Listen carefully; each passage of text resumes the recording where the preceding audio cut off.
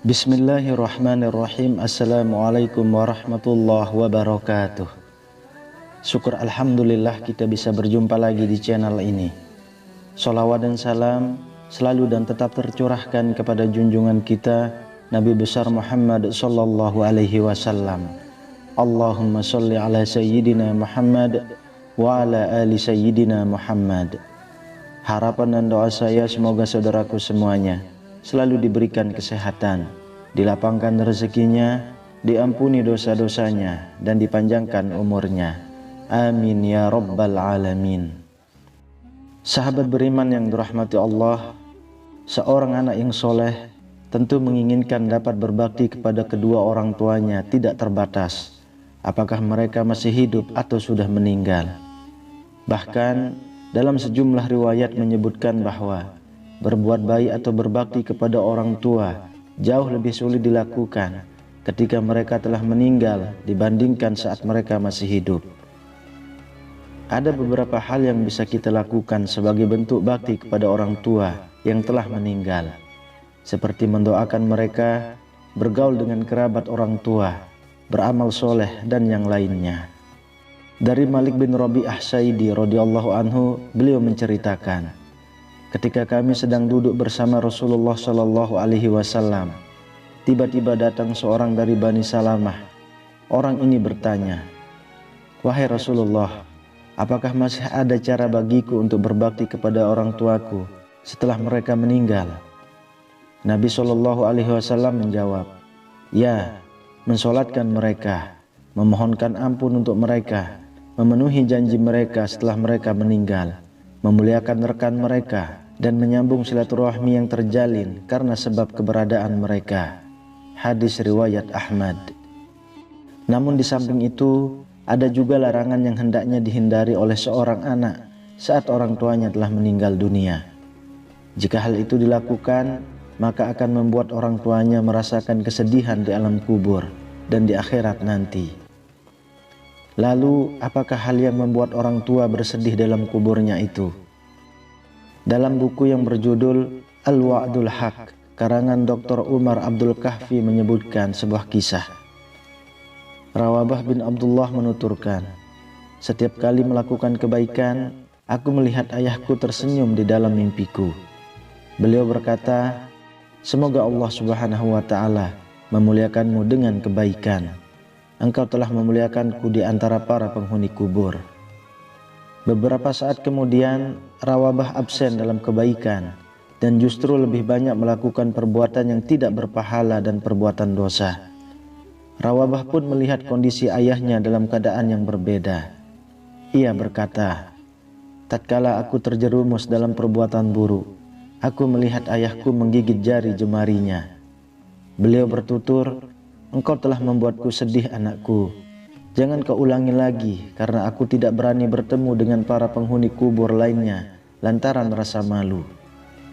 Oleh karena itu, jika tidak ingin mempermalukan orang tua di alam kubur sana, berbuatlah hal yang baik yang mendatangkan pahala, serta hindarilah perbuatan yang sia-sia ataupun perbuatan dosa.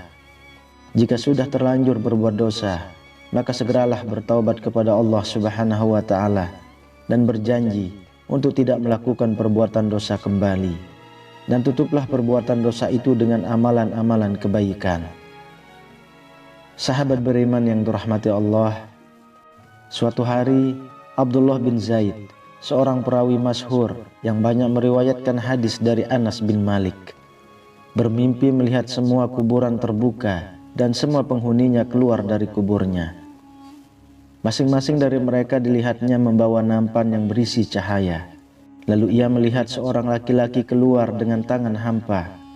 Wajahnya memelas dan ia tidak membawa apapun di tangannya. Melihat kejadian itu, Abdullah bin Zaid heran, kemudian bertanya pada laki-laki itu, "Assalamualaikum wahai penghuni kubur.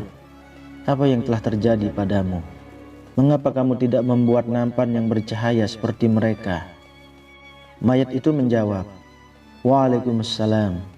Mereka semua memiliki anak dan keluarga yang selalu mendoakan dan bersedekah atas nama mereka. Nampan yang bercahaya itu merupakan pahala doa-doa dan sedekah yang mereka kirimkan. Sementara aku, walaupun aku memiliki anak, namun anakku tidak pernah mendoakanku, apalagi bersedekah untukku. Oleh karena itu, aku tidak mempunyai cahaya, dan itu membuatku malu pada teman-temanku."